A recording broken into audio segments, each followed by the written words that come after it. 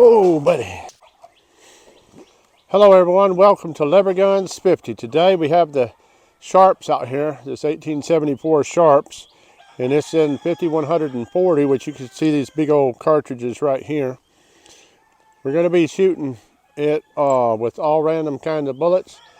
First of all, we're going to start out shooting some 500 grain, and that's going to be these right here. And these are Hawk bullets. We're going to shoot them into some water jugs, just kind of see what kind of expansion they'll do. Those bullets were sent out to us thanks to Wayne Chapman. So we're going to shoot this beautiful Sharps right here. We have a chance to buy it from Frank Walker. And so let me know what your thoughts are. Should we buy it? So let's shoot it across the chronograph and into these water jugs and see how well this 500 grain bullet does. And I believe that this should be going about 2,100 feet a second. So let's shoot it across there and see what it does. 5140, big old huge cartridge, and just see how much it impacts those water jugs. Here's these big old 140 bullets going to stick in here.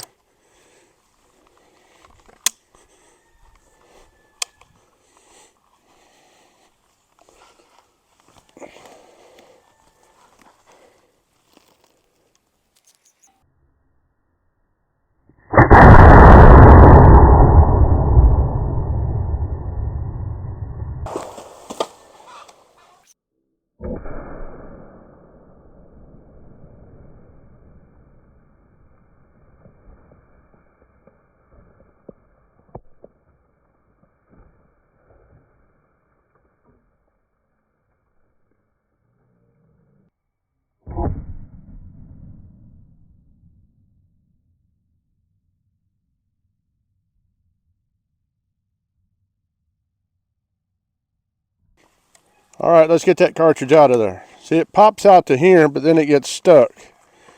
And then you got to get another cartridge and pull pretty hard on it to get it on out, because it's rubbing on the receiver for some reason. It went through, let me see, it went through 1, 2, 3, 4, stopped in the 5th jug. At least it feels like it stopped in here. Let's get it out and see what happened. Oh, yeah. Look at the size of that bullet. That is a big bullet. We'll measure that thing and see how big it expanded out to.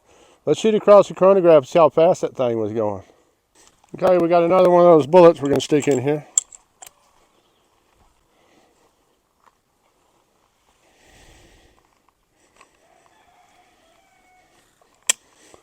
We're going to shoot across the chronograph into that metal target there, see what it does.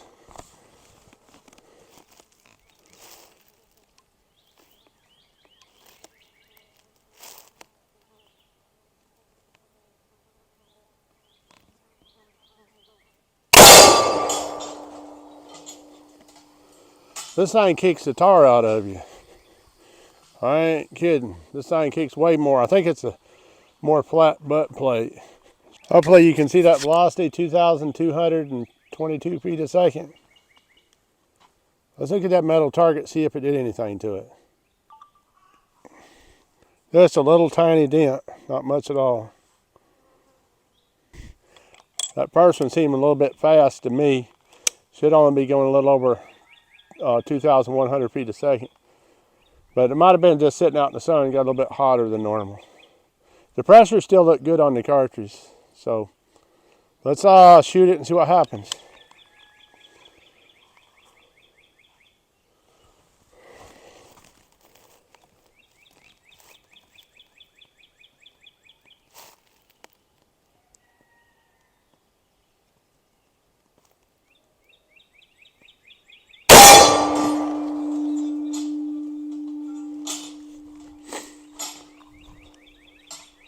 (2,206 feet a second), so that was right.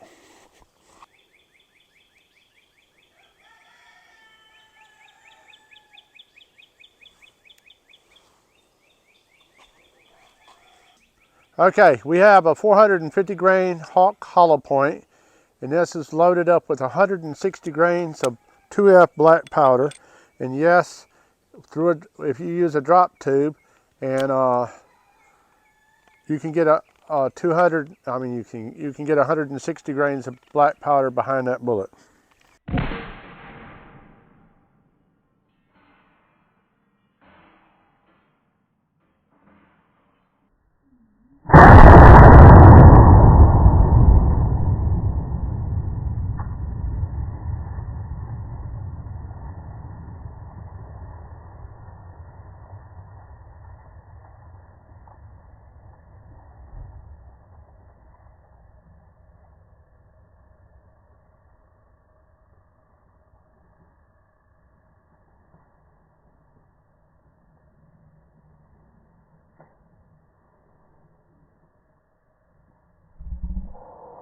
Let's see if we can find that bullet.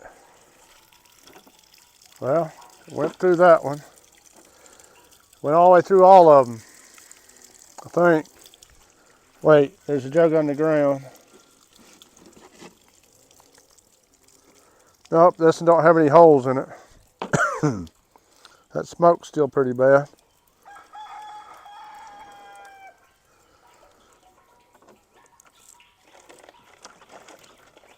Nothing in that one.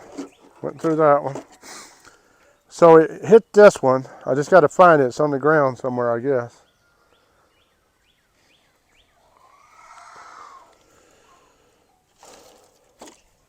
We'll come back to you as soon as we find it.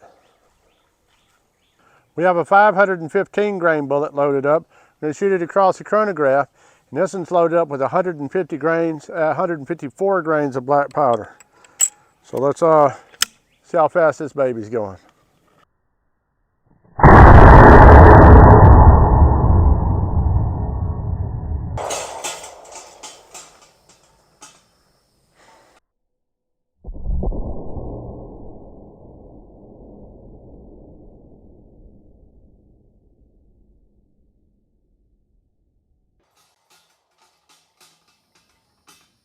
See how fast it was going. It says it was going 1,573 feet a second. That's pretty good for a 515 grain bullet. Okay, popping these cartridges out, it slides out easy to there. Then it starts hitting on the receiver real hard, and you literally have to hook a cartridge on it and pull it out. Some of them, especially the smokeless powder loads, are pretty hard to get out that way. All these primers always hit on one side. Not sure if that's normal for a Sharps, but it's not normal for a Winchester. Here's that 500 grain honk bullet. It expanded out to 1.25 inches, and it retained a good portion of its weight. It lost 53 grains. This is that 450 grain honk bullet that was a hollow point. I think it probably 160 grains of black powder caused it to probably go a little bit faster than what it was supposed to go, and it probably overexpanded and lost its jacket. We never did find the jacket, but it went through 5 jugs and stopped against the 6th one. That's what they look like on the back side.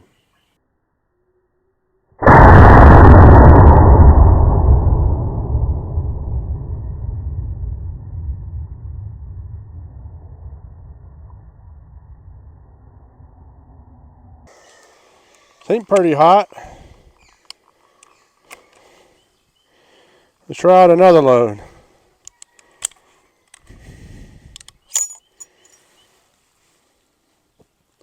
I don't know if that's black powder or smokeless powder, but we're fixing to find out.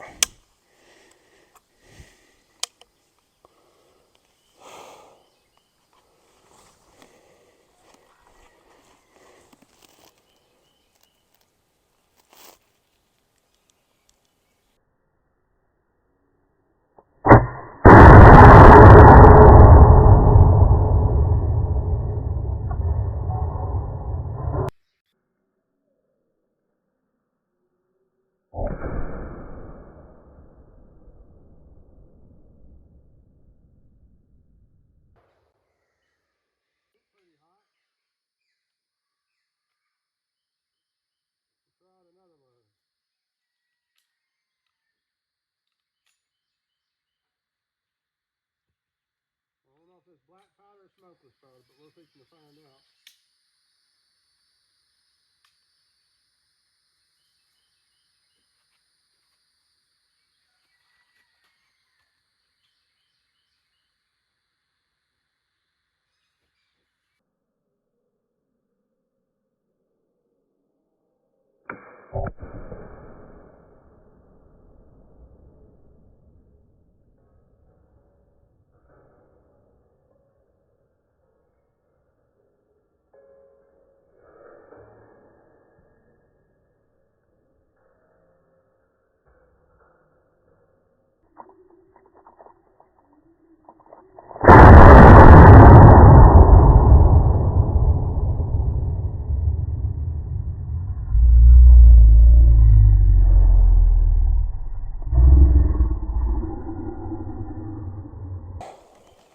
I think that might have been a black powder load. Man, that thing kicks.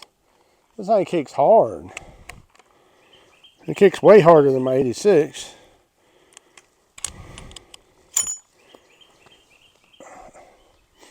Yeah, that was black powder. That's why it kicks so hard. And smokeless powder loads don't kick quite as hard as that black powder does. No matter what people say, I can feel the recoil difference.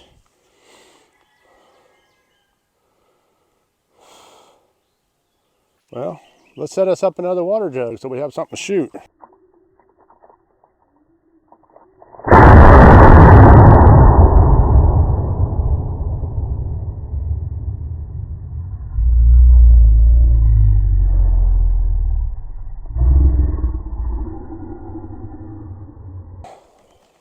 think that might have been a black powder load. Man, that thing kicks. This thing kicks hard. It kicks way harder than my 86.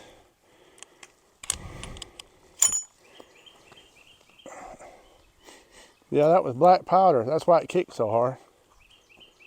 And smokeless powder loads don't kick quite as hard as that black powder does. No matter what people say, I can feel the recoil difference.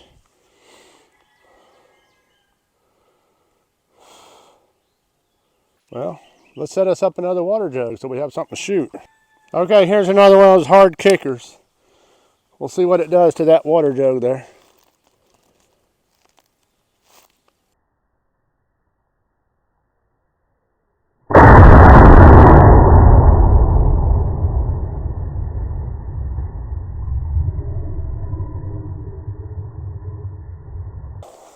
My goodness, that thing has some recoil. Whoo-wee.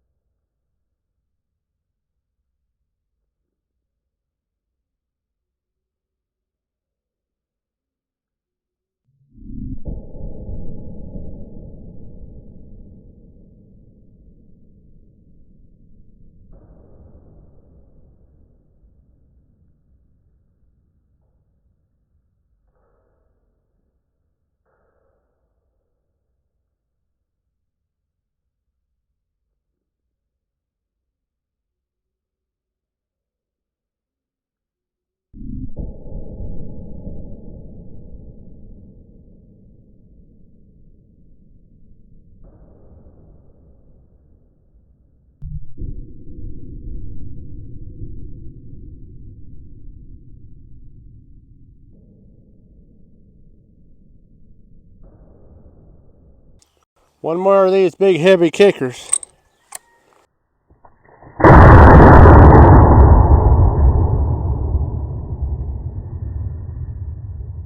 don't know about you guys, but that was a whole lot of fun. It doesn't get much better than firing a big old 50 caliber Sharps in 5140 out here on the range.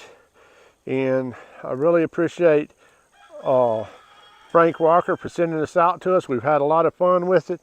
We've explored a lot of different loads. We've had a good while of shooting it. We was hoping to get a hog or something with it, but so far that hasn't happened. And this last deer season, it rained almost every single weekend, so wasn't able to get a deer or anything with it. But I was able to get a coyote, but I didn't really get it on film. There was a bunch of coyotes. We've seen them, and I shot one of them, and I popped it down, but the cartridge got stuck right there, and I couldn't get it out. And by the time I got the cartridge out of there and got it out, they was already gone. So I wasn't able to get. I could have probably got multiple coyotes because one of them come right up around behind of me and went over here and just stopped right there. But by the time I got that cartridge out of there and did all that fumbling around, he was gone. So as far as taking it on a dangerous game hunt, until that gets fixed, I wouldn't do it, because it would be too hard to, you know, even though you pop the sight down, you just can't get that shell out. It gets stuck, so you have to pull the cartridge out of here and then pull it out.